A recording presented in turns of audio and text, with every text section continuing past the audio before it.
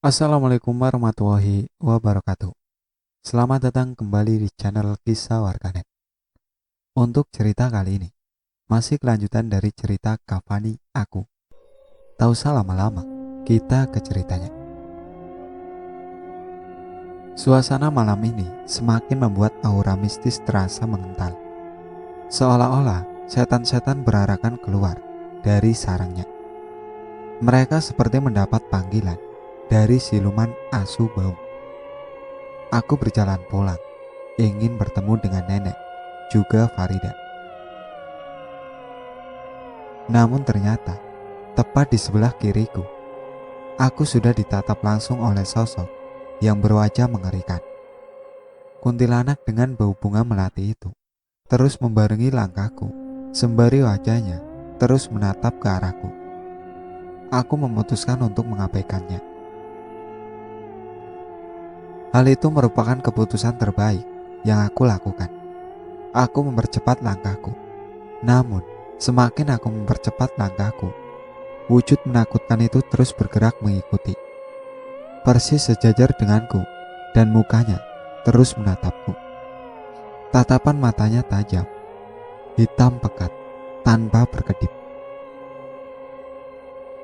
Dan hanya beberapa langkah sebelum tepat sampai di depan nenek dengan Farida yang berdiri menunggu, kuntilanak itu menghilang.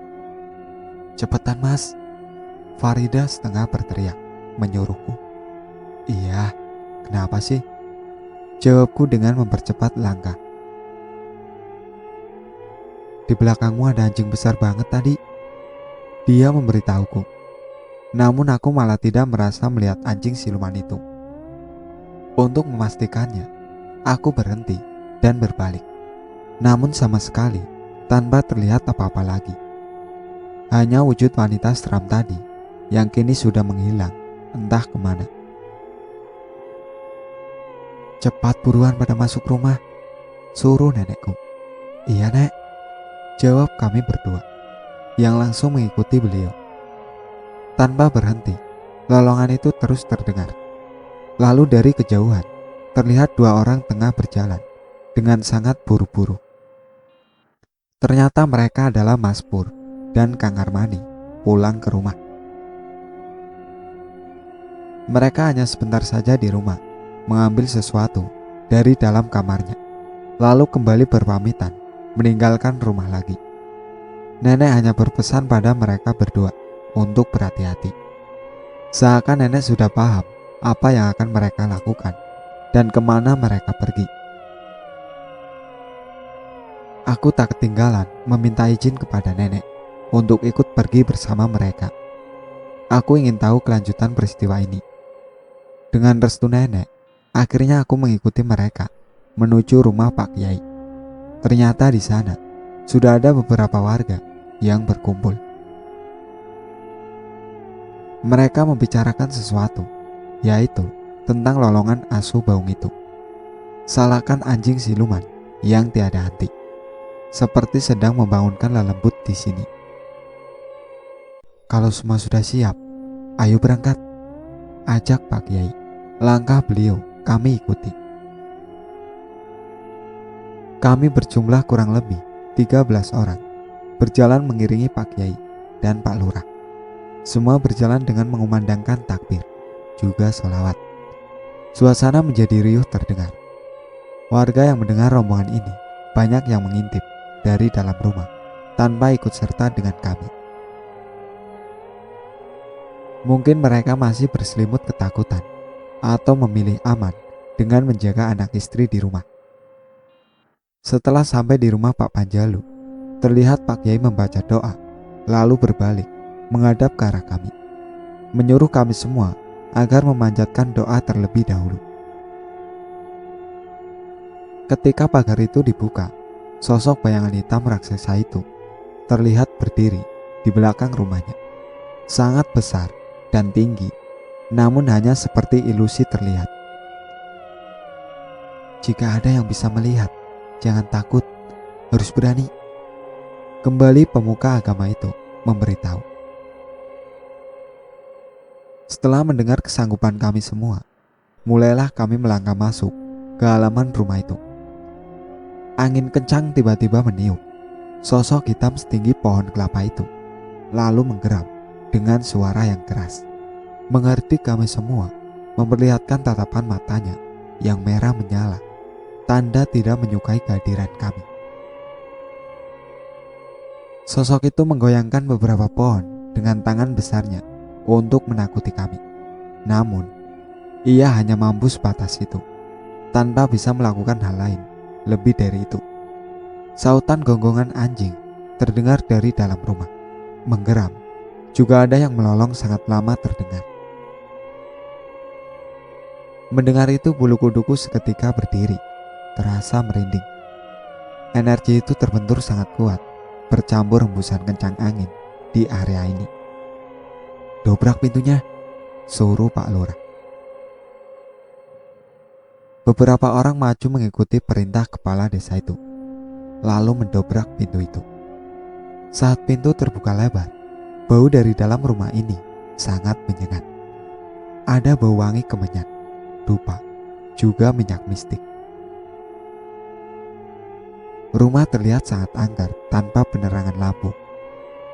Saat salah satu dari kami mencoba menyalakan lampu di rumah itu, bohlam itu tiba-tiba pecah dengan sendirinya saat stop kontak dinyalakan. Kelebatan bayangan berbentuk anjing terlihat, hingga pasangan mata menyala itu juga terlihat dari berbagai ruangan. Meski di dalam rumah pun, angin terasa berputar dengan kencang, menyibak tirai, juga menerbangkan beberapa benda kecil. Semua mundur menahan mual ketika bau busuk itu tercium sangat menyengat. Bau bangkai dari arah dalam sebuah kamar dengan penjagaan bayangan anjing siluman. Ada juga yang keluar rumah karena merasa tidak sanggup berada di dalam sini. Semua terasa panas meski angin meniup. Bebauan wangi sudah menjadi busuk, ditambah mata mengerikan itu terus menatap dengan tajam. "Apa tidak ada yang membawa senter ya?" tanya Pak Lurah. "Tidak, Pak," jawabku. Tidak seberapa lama, Pak Kiai berdiri menatap ke arah kamar itu. Ia dengan abangku dan Kang Armani berdiri ke arah dapur dan ruangan lain. Mereka membacakan doa, lalu memperapat rumah ini dengan membacakan ayat kursi di setiap sudut ruangan.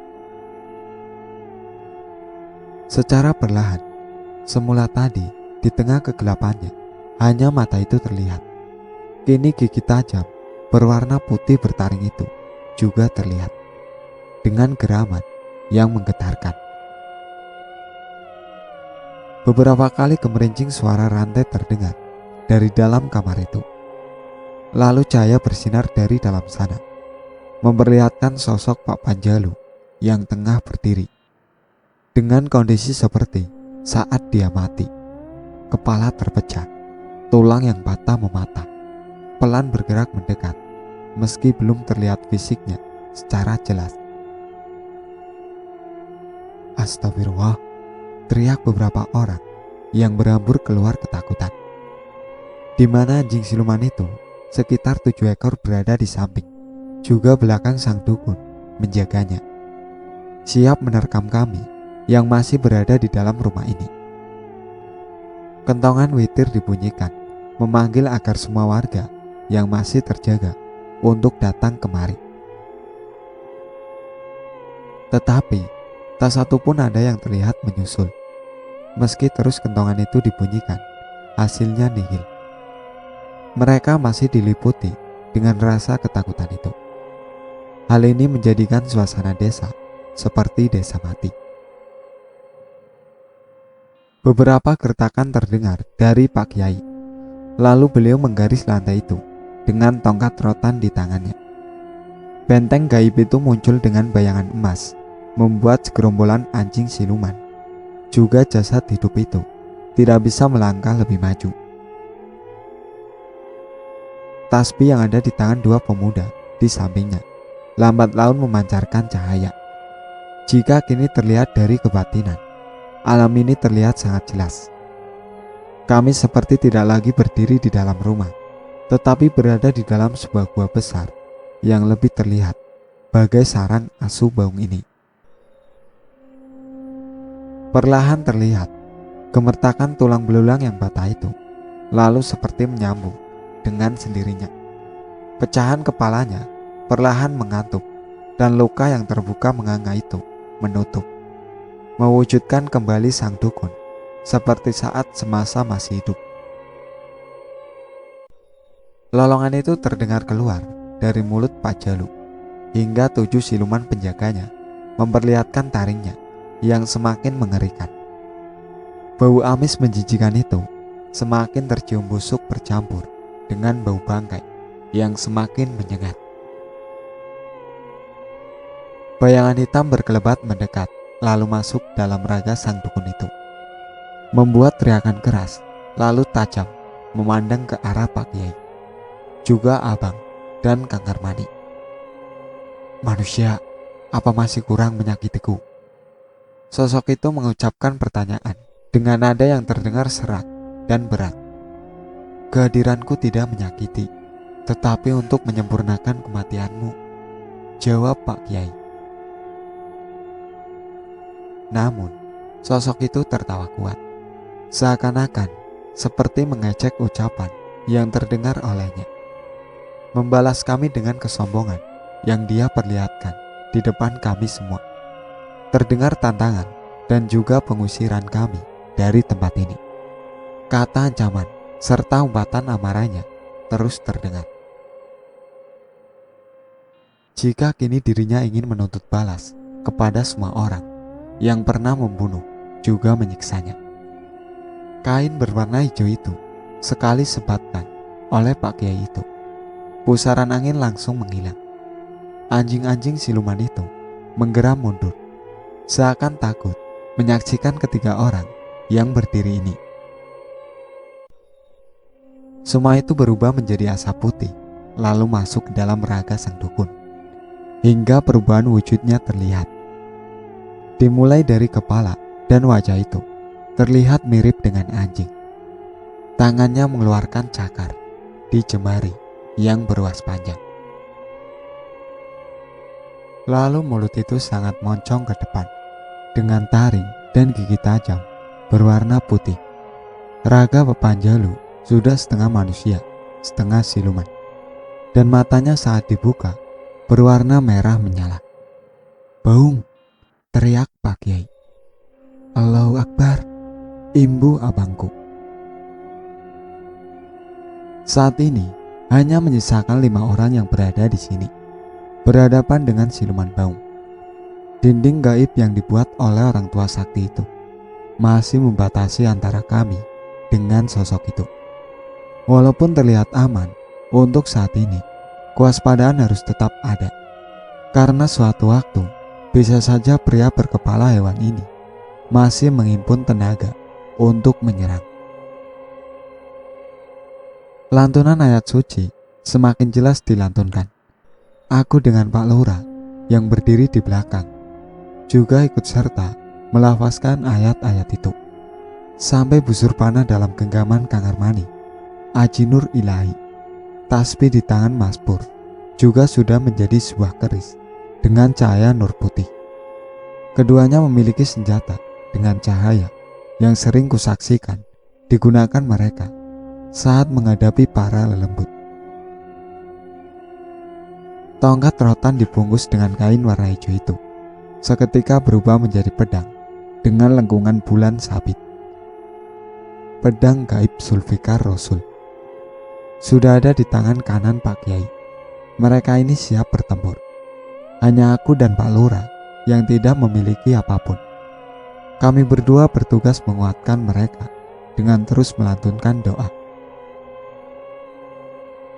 Dinding ilusi itu perlahan memudar, semakin tipis, hingga gelombang fata morgana itu lenyap tanpa terlihat mata, menandakan jika sudah tanpa pembatas antara kami semua. Waktu di mana kini semua siap untuk melumpuhkan. Manusia setengah siluman itu langsung menarik rantai yang mengikat dirinya.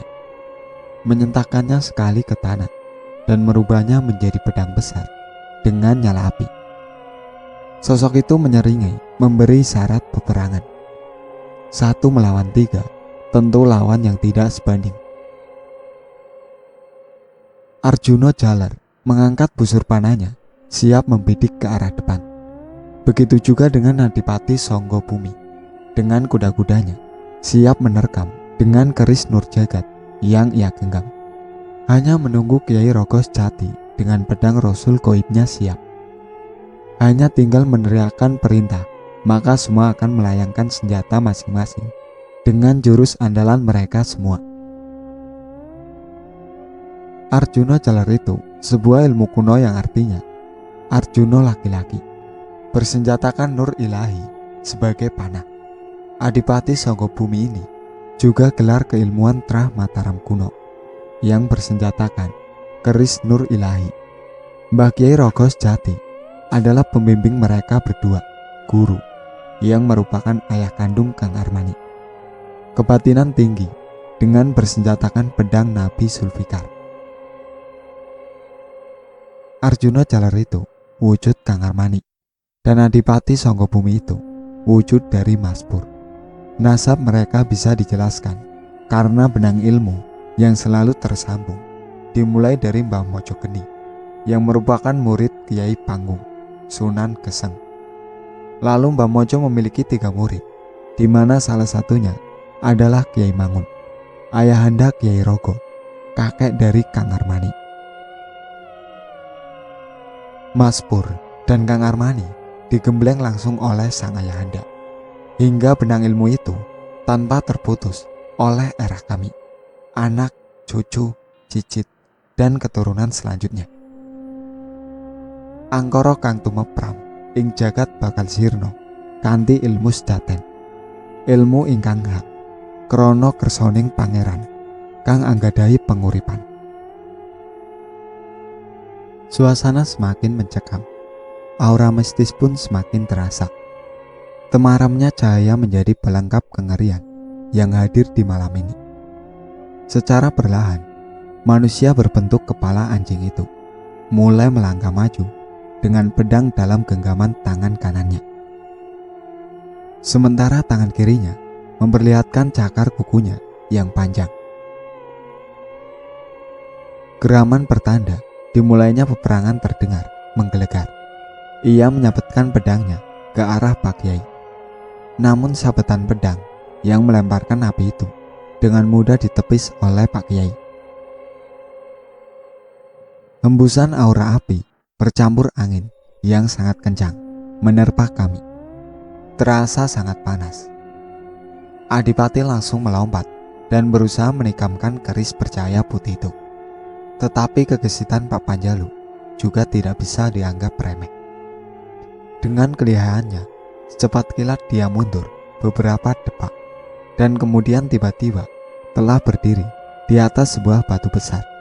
Posisinya lebih tinggi di antara kami. Aji Nur Jagat tumampi kersoning pangeran, Hu Allah, kemudian melesatkan anak panah itu tanpa bisa ditepis olehnya. Hujaman panah itu tepat mengenai dada kirinya, hingga dengan mudahnya membuat sosok itu tersungkur dan jatuh. Apakah hanya semudah ini wujud menyeramkan itu dapat dikalahkan? Ternyata tidak. Hujaman panah mematikan itu hanya membuat 1 ekor siluman anjing yang terkapar mati. Lalu jasadnya secara perlahan melebur menjadi abu dan terbang tertiup angin. Namun, raga sejatinya masih utuh dengan 6 nyawa lagi dari perewangan Aji Asubang itu. Perlahan, ia bangkit kembali dan mengacungkan senjatanya, seolah-olah memberitahu kepada kami jika pertempuran ini belum berakhir. Tantangan itu masih dilayangkannya sebagai bentuk keberaniannya. La fataila ali wala saifa illa Zulfikar. Terdengar ucapan dari Kiai Rogos Jati. Disebatkannya pedang itu hingga mampu membuat tanah terbelah, menggugurkan dinding bebatuan di sekeliling siluman itu. hingga membuatnya terperosok masuk ke dalam tanah, dan ia tertimbun bebatuan. Hal itu menyebabkan guncangan yang dahsyat. Kami merasa seperti ada gempa di area ini. "Pegang Pak," teriakku pada Pak Lurah yang ikut terjengkang jatuh. "Gak apa-apa Mas, gak apa-apa," jawabnya dengan kembali berdiri. Tanah yang masih bergerak hebat semakin mengimpit dan menimbun sosok itu sampai tak terlihat lagi. Melihat hal itu, kami merasa sangat lega. Kami semua serempak mengucapkan kata syukur. Namun ternyata kelegaan kami tidak berlangsung lama. Ketenangan goa yang kami rasakan tiba-tiba menghilang seiring dengan suara gemuruh yang muncul. Ternyata gemuruh itu berasal dari gundukan puing bebatuan itu. Terlihat kembali bergerak dan bergetar dengan hebatnya. "Pak Lurah dengan Gus Al, silakan pejamkan mata," terdengar suara Pak Kiai menyuruh kami berdua memejamkan mata. Sekilas sebelum mataku benar-benar terpejam, aku melihat dari dalam gundukan batu itu. Secara perlahan, sosok siluman itu sedikit demi sedikit mengeluarkan cakarnya. Lalu kepalanya pun secara perlahan juga mulai terlihat. Saat langkah Pak Kiai berdiri tepat di hadapanku, baru aku sepenuhnya menutup kedua mataku. Semua terasa gelap dan sepi. Hanya terpaan angin yang terasa menggembus dan menerpa wajahku. Dan ketika aku membuka mata, ternyata kami berdua sudah berdiri di dalam rumah milik Pak Panjalu. Namun mereka bertiga dan sosok itu sama sekali tidak terlihat. Masih berada di dalam alam astral, melanjutkan kembali pertarungan mereka tanpa kami bisa menyaksikannya. "Mas, ditunggu di luar saja, gabung dengan warga yang lain," ajak Pak Lurah padaku. "Iya Pak, mari," aku menyauti ajakan beliau. Di luar rumah masih ada beberapa orang yang menunggu dengan posisi tetap berkerumun, sembari mengobrolkan kejadian di dalam. Mereka menghampiri dan mendekati kami berdua yang berjalan keluar halaman rumah. Pertanyaan warga langsung membombardir kami, mempertanyakan kejadian di dalam. Pak Lurah mulai menjelaskan kronologis peristiwa yang terjadi di dalam rumah. Setelah itu, kami semua menjauh dari rumah Pak Panjalu di tengah jalan yang tidak seberapa jauh letaknya, dan tetap melihat ke dalam rumah angker itu sembari menunggu hasil pertempuran yang sedang berlangsung. Malam perlahan berlalu dan tak terasa sudah memasuki waktu subuh. Kami akhirnya pergi meninggalkan tempat itu, kembali ke rumah masing-masing, meninggalkan mereka yang masih dengan misterinya. Entah seberapa lama mereka keluar lagi, bahkan keadaannya bakal seperti apa, kami semua juga tidak tahu. Hanya panjatan doa yang bisa kami berikan untuk keselamatan Pak Kiai dan kedua muridnya. 3 hari berlalu tanpa ada kabar dari ketiganya. Mereka belum kembali pulang dengan hasil kemenangan seperti harapan kami, masyarakat di kampung ini. Justru kecemasan itu kini menyelimuti kami yang berada di rumah. Kami mengkhawatirkan keselamatan mereka yang berada di dalam alam lain dan sedang melakukan pertempuran dengan siluman asu baung sakti itu. Panjatan doa selalu kami lantunkan tanpa pernah berhenti di 5 waktu dalam sujud, mengharap perlindungan Zat Pencipta Jagat dan beserta isinya. Karena kami yakin bahwa sebuah pengharapan hanya dimohonkan kehadiratnya saja. Kami pun merengkuh keyakinan bahwa jika ini menjadi kehendak, pasti sudah tertulis sebelumnya. "Mas, makan dulu," kata Farida siang ini. "Iya Dok, nanti saja," jawabku dengan masih bersila dalam kamar. Pintu kamar terdengar ditutupnya. Aku melanjutkan aktivitasku, bermunajat dengan berzikir. Meskipun hanya ini yang bisa aku perbuat, berupaya menghadirkan perlindungan dari luar dimensi. Aku berharap energi murni yang terkirim melalui sumber positif akan diterima oleh pemilik sumber yang sama. Dalam hening, aku melihat gambaran jika pertempuran itu masih berlangsung. Kilatan-kilatan cahaya berbagai kedikdayaan berterbangan bagai pilar yang berderang dalam gelap. Gemuruh itu terdengar dalam pendengaran ini. Retaknya bebatuan, juga pasir-pasir yang terus menggugur. Berulang kali terdengar bunyi ledakan saat cahaya itu saling beradu. Nampak singa besar dengan berambutkan api juga terlihat bertengger di salah satu batu. Dengan mata menyala, sosok itu berdiri, menyaksikan semua yang terjadi di hadapannya.